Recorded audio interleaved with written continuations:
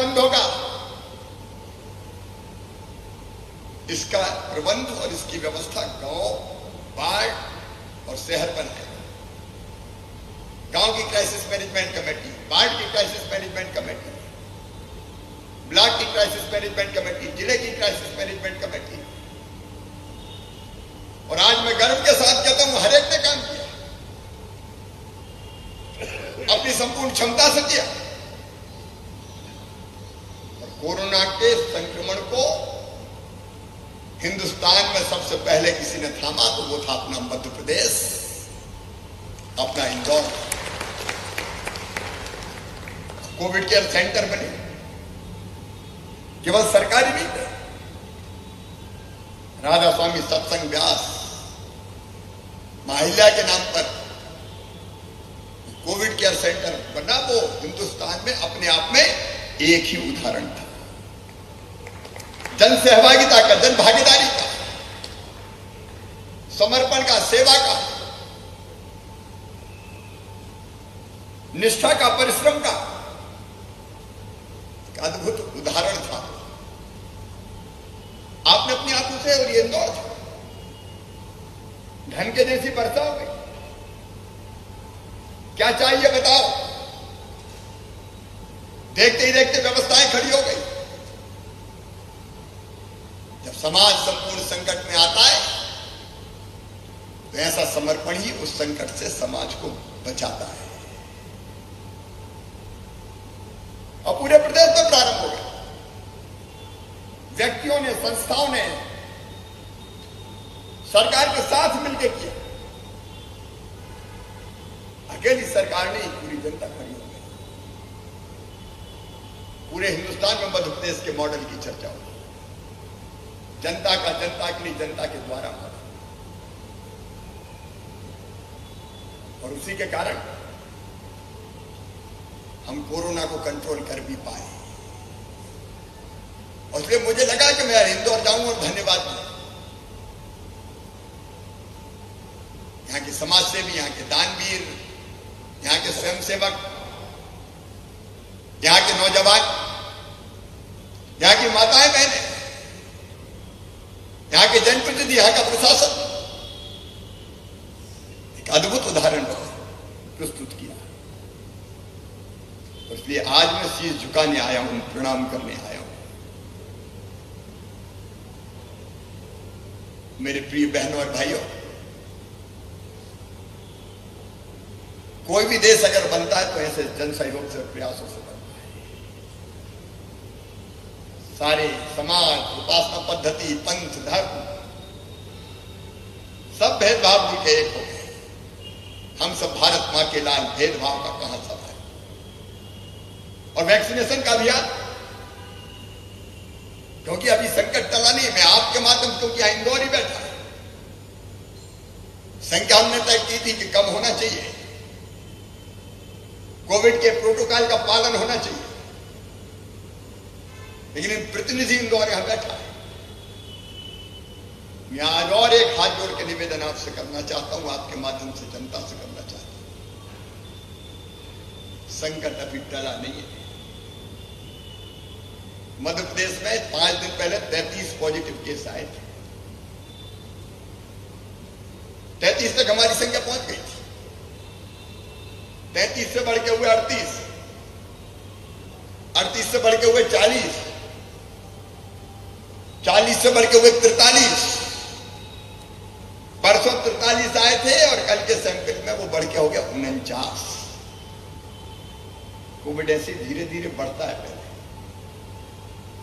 हालांकि हम सारी व्यवस्थाएं कर रहे हैं। मैंने पूरे प्रदेश में कहा टेस्ट में कमी नहीं होगी। हम 75-80 हजार टेस्ट रोज करेंगे। इंदौर में 10,000 होंगे और हो भी रहे। मैं जनता से अपील करना चाहता हूं, सैंपल देने में कोताही ना बरतें। हमारा क्या बिगड़ता, निगेटिव आई पे शहर के गांव के हर हिस्से में होना चाहिए, ताकि पॉजिटिव कोई मिले तो तत्काल पता चल जाए, वो दूसरों को संक्रमित ना कर पाए, उसको आइसोलेट कर दें, उसके इलाज की व्यवस्था कर दें और माइक्रो कंटेनमेंट एरिया बना के संक्रमण को फैलने से रोक दें। खूब टेस्ट करें, कॉन्ट्रैक्ट ट्रेसिंग करें, मतलब उनके परिवार का टेस्ट जहां पॉजिटिव आया, मित्रों का टेस्ट, संपर्क में आए लोगों का टेस्ट, ताकि अगर कोई और संक्रमित हुआ तो तत्काल पता लगा ले। आइसोलेशन, अभी हमारा कोविड केयर सेंटर राधा स्वामी सत्संग बंद थोड़ी हो। घर में काय को रखे, वहां ले जाए, अगर घर बहुत बड़ा है, व्यवस्था हो सकती तो बाहर के नहीं तो कोविड केयर सेंटर में ले जाए। बाहर से आने जाने वालों का भी ध्यान रखना पड़ेगा। महाराष्ट्र में केस 10,000 के आसपास रोज आ रहे हैं, केरल में आ रहे हैं, कर्नाटक में आ रहे हैं, और महाराष्ट्र से हमारे यहां से आना जाना बहुत होता है, मुंबई हो, पुणे हो, दूसरे शहरों। और इसलिए अभी सावधान रहना। आपको पता है इंग्लैंड में फिर से 27,000 केस रोज आने लगे। 90 दिन के लॉकडाउन के लिए खोला, इस विजय के भाव से खोला था कि अब शायद कोई दिक्कत नहीं होगी, लेकिन वो फिर संकट में आ गए। आज मैं इंदौरियों से भी प्रार्थना करने आया हूं। मैंने बिना मास्क के बहुत लोग देखे आज सड़कों पर, दुकानों पर। इंदौर तो वैसे ही आनंद उत्सव का शहर है। थोड़े दिनों के बाद थोड़ा लगता है कि ठीक है यार, अब तो मामला निपट गया। लेकिन मेरी प्रार्थना है अभी मास्क ना, फिजिकल डिस्टेंसिंग बनी रहे, हाथ साफ करते रहे। दुकानदार का व्यवहार तय किया है, दुकानदार को मास्क लगा रहे, दुकानों के आगे गोले बने, भीड़ में सामान ना खरीदे। मास्क नहीं तो सामान नहीं, जैसे स्लोगन है वो चलते रहना चाहिए। रोका रोकी टोका टोकी भी करते रहे, जनप्रतिनिधि भी, प्रशासन भी, और जनता बुरा ना माने, क्योंकि अपने लिए तो है। बढ़ने नहीं देना है, संक्रमण रोकना। इंदौर में कल 12 आए थे, परसों 12 आए थे, कल 6 आए, 9 आए। मैं एक एक का हिसाब रखता हूं, और मुझे यह भी पता है कि कौन से वार्ड की कौन सी गली में पॉजिटिव आया है मध्य प्रदेश के। रोज सवेरे ये देखता हूं। मेरी दिनचर्या का प्रारंभ यही होता है, इसी से होता है, कहां कितने आए, कौन से गांव में आए, कौन से मोहल्ले में आए। मैं बिल्कुल लापरवाह नहीं होना चाहता, ना लापरवाह होने दूंगा, क्योंकि वो दिन हम फिर नहीं देख सकते जब ऑक्सीजन की हाहाकार मचे, बिस्तरों की मारामारी हो जाए। नहीं देख सकते। और पहले से तैयारी करनी, पूरी तैयारी करनी है। और तैयारी में एक कोविड एप्रोप्रिएट बिहेवियर, कोरोना के संक्रमण को रोकने का व्यवहार, और उसके साथ टेस्ट होते रहे जो मैंने कहा, लेकिन अस्पताल और स्वास्थ्य व्यवस्थाएं भी हम सुदृढ़ कर लें। मैं एक बात आज गर्व से कहता हूं, पहली बार ऐसा हुआ है जब अलग अलग शहर में, इंदौर में भी प्राइवेट अस्पतालों से ज्यादा विश्वास लोगों ने किया तो सरकारी अस्पतालों पर किया है। हमारे सुपर स्पेशलिटी जैसे अस्पताल एक अलग स्थान बना है। सरकारी अस्पतालों ने भी बहुत अच्छा काम किया। अब फिर से तैयारी कर रहे हैं। पिछली बार 7,500 बिस्तर अधिकतम हुए थे ऑक्सीजन बेड, इस बार 10,000 से ज्यादा की हमारी तैयारी है। PICU वार्ड बना रहे बच्चों के लिए, क्योंकि उनको तकलीफ ज्यादा हो सकती है, ऐसी संभावना है। भगवान करे ना हो, इन व्यवस्थाओं की जरूरत ना पड़े, लेकिन तैयारी तो करके रखनी पड़ेगी। अस्पताल में बिस्तर, बच्चों के लिए बिस्तर, गर्भवती माताओं के लिए बिस्तर, और बच्चा अगर आएगा तो आइसोलेशन में अकेला नहीं रह सकता, मां चाहिए साथ में, तो उसकी व्यवस्था भी करनी पड़ेगी।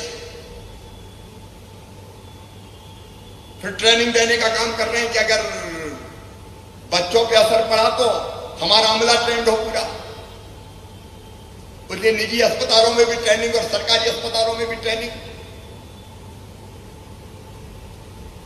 ताकि कोई कसर ना रह जाए। ऑक्सीजन के भंडारण की व्यवस्था, ऑक्सीजन प्लांट लगे। अब हमने फैसला किया कि हर अस्पताल जिसमें एक निश्चित संख्या में बिस्तर, उसको ऑक्सीजन प्लांट लगाना होगा। प्राइवेट को भी लगाना। और हमने तय किया 50% पैसा प्राइवेट अस्पताल भी अगर लगाएगा ऑक्सीजन प्लांट, तो सरकार देगी कैपिटल सब्सिडी, 50% हम देंगे सरकार की तरफ से देंगे। बिजली सस्ती देंगे, क्योंकि मैं जानता हूं कि जब कोविड का संकट बढ़ा तो छोटे छोटे अस्पतालों ने भी कोविड के बिस्तर बढ़ा दिया। हम भी चाहते थे। कई अस्पतालों का हमें पता ही नहीं था, वो सोशल मीडिया में आता था, फलाने अस्पताल में आधा घंटे की ऑक्सीजन बची है, व्यवस्था कर दो और नहीं तो गड़बड़ हो जाएगी। हम मामा जगन्नाथ, हमें तो पता ही नहीं था अस्पताल कौन सा है जिसमें बिस्तर होगा, लेकिन वो फौरन सोशल मीडिया पर डाल देते थे ऑक्सीजन नहीं। इसलिए हमने तय किया भैया ऑक्सीजन प्लांट लगा दो, आधा तुम्हारा आधा हमारा, आधा सरकार लगाएगी। ऑक्सीजन का भंडारण के टैंक हम लगा, ताकि मेडिकल लिक्विड जो ऑक्सीजन है उसको भंडारित करके रख ले। कल मैंने बैठक की, तीसरी लहर की तैयारी की भोपाल में, तो हमने ये भी तय किया कि टैंकर अभी से अनुबंधित कर लो। यहां भी नीलेश वगैरह के टैंकर मौके पर बड़ा काम मैंने देखा नहीं, लेकिन नीलेश तक से मैंने बात की कि टैंकर दे दे भैया। नीलेश से क्या मुझे पता नहीं, फोन पे बात हुई थी मेरी उससे, क्योंकि टैंकर इतनी बड़ी चीज हो गई थी। ऑक्सीजन कुलाएं कहां मुझे लानी पड़ती थी, उड़ीसा से, झारखंड से, भिलाई से, जामनगर से, उत्तर प्रदेश से। एक ड्राइवर को मैंने बात की तो कहने लगे साहब उत्तर प्रदेश की पुलिस बैठ गई है और कह रही मध्य प्रदेश नहीं है तो यूपी जाएगी। ऐसी ऐसी स्थितियों का सामना करना। और हम ऑक्सीजन की पूरी व्यवस्था करने की कोशिश कर रहे हैं, टैंकर भी अनुबंधित करके रखेंगे।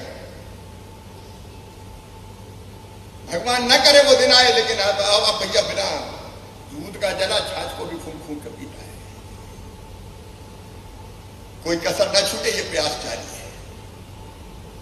इसलिए आज मैंने इंदौर में भी तीसरी लहर आएगी तो क्या क्या करेंगे उसकी समीक्षा की। पूरे प्रदेश में कर रहे हैं, लेकिन वो लहर नहीं आने देना है। और हम अपनी जिम्मेदारी निभाएं तो वो लहर नहीं आएगी। आएगी तो ऐसी आएगी कि जिसके कारण अफरा तफरा नहीं मचेगी, क्योंकि वैक्सीनेशन का काम अब 76% इंदौर में हो गया है, मुझे विश्वास है। इसके लिए भी बधाई देता हूं, इसको तो जोर से ताली बजावा। इंदौर में 76% वैक्सीनेशन।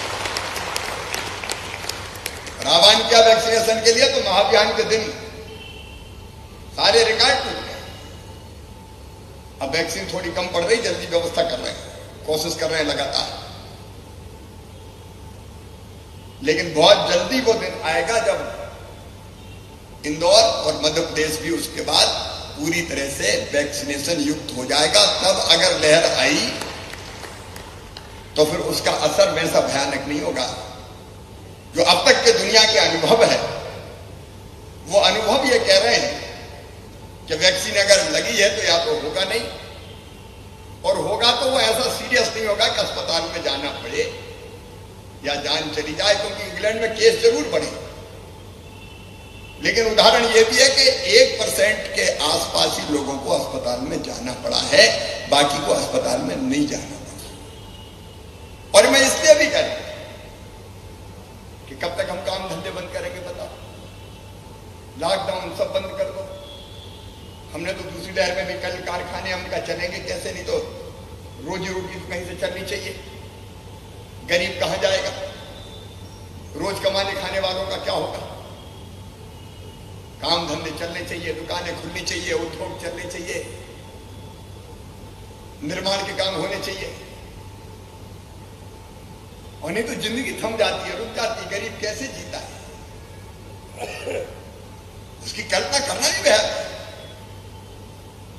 और यदि कब तक बार बार बंद करें, उससे व्यवहार ही ऐसा करें कि उस लहर को आने से रोकें हम। दुकानें भी चले, व्यापार भी चले, उद्योग भी चले, निर्माण के काम भी चले, सब्जी वाला सब्जी भी बेचे, कचौड़ी समोसा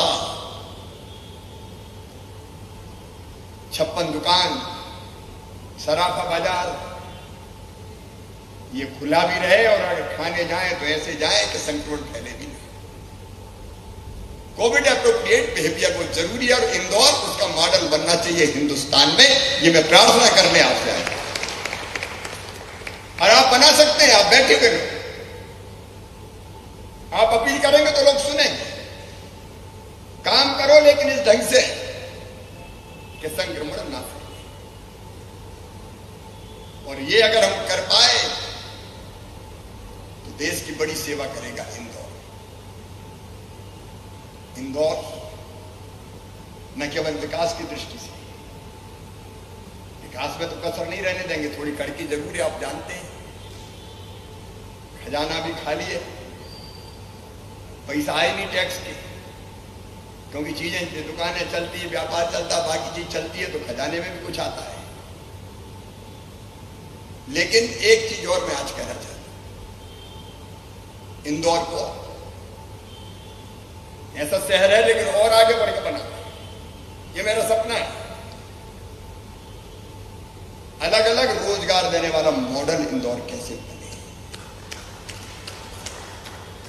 छोटे कारखाने, लघु उद्योग, कुटीर उद्योग, महिला सेल्फ हेल्प ग्रुप, यहां जितने भी स्ट्रीट वेंडर है, जो छोटा मोटा काम धंधा करते हैं, दुकान सड़क पे, फुटपाथ पे लगाते हैं, हाथ ठेलों में सामान बेचते, छोटे व्यवसायी, छोटे दुकानदार। हमने स्ट्रीट वेंडर योजना में बहुत प्रमुख स्थान बनाया था। फिर से कोशिश करो कि कोई अगर तंग है, उसके पास पैसे नहीं है, तो उसको किसी सूदखोर के पास पैसा लेने ना जाना पड़े। स्ट्रीट वेंडर योजना के तहत हम उसको पैसा दिलवा के उसके काम धंधे की गाड़ी चलती है। यहां की ITI उदाहरण बनना चाहिए, मॉडल ITI। हमने शिक्षण संस्थान यहां लेके आए, सिम्बोसिस एक उदाहरण है। लेकिन ITI मॉडल ऐसा बना दो कि यहां के काम सीखे हुए लोग, अगर वो स्किल्ड है तो उनको कहीं भी काम मिल जाए। TCS इन्फोसिस वालों का बुलाओ, जमीनें ज्यादा ले ली लेकिन रोजगार कम दे रहे हैं। आखिर सुपर कॉरिडोर का हमने जमीनें दी, 2-4-5 हजार के लिए थोड़ी दी थी रोजगार की। अब कैसे पूरी क्षमता के साथ चले, ये हमको कोशिश करनी होगी। रोजगार का हब बन जाए इंदौर, एक्सपर्ट्स बुलवाइए, टीम लगाइए, मैं सहयोग करूंगा कि नए नए काम धंधे और कैसे शुरू हो सकते हैं, ताकि जिंदगी की गाड़ी चले। बेरोजगार बच्चे, उनकी बेचैनी समझी जा सकती है। उस दिशा में तेजी से हम काम कर रहे हैं। बच्चे पढ़ नहीं पा रहे हैं, हमारी भी हिम्मत नहीं हो रही, ऐसे में भेजें तो कैसे भेजें। लेकिन क्या शिक्षा का कोई मॉडल बना सकते हैं? यहां तो ऑनलाइन सब चल सकता है, बच्चे कुंठित ना, उनकी पढ़ाई जारी रहे। इस बार मजबूरी में हमने किया कि 10वीं में जिनने 5 विषयों में सबसे ज्यादा नंबर लाए, उसी के आधार पर 12वीं का रिजल्ट हो जाएगा। कुछ बच्चों ने मुझे लिखा कि मामा हमने तो बहुत मेहनत करी थी रे, तो संविधान 22 पर से निकाय कर रहा। हमने उनको ऑप्शन दिया कि नहीं तुम चाहते हो तो परीक्षा दे के तुम और अच्छे नंबर ला सकते हो तो लाओ, लेकिन कुंठित हो रहे हैं बच्चे। शिक्षा का मॉडल इंदौर, मैं दिल से चाहता हूं कि वो बने, कोई तरीका हम सोचे, मिलकर सोचे, निकलेगा नहीं। और वो कोविड के दौरान दुनिया का उदाहरण बन जाए कि बच्चों को शिक्षा ऐसे दी जा सकती है। बालक भी परेशान है, स्कूल खुल नहीं रहे लेकिन फीस बराबर लग रही है। और मुझे ये पता चला कई जगह फीस बढ़ा भी दी है।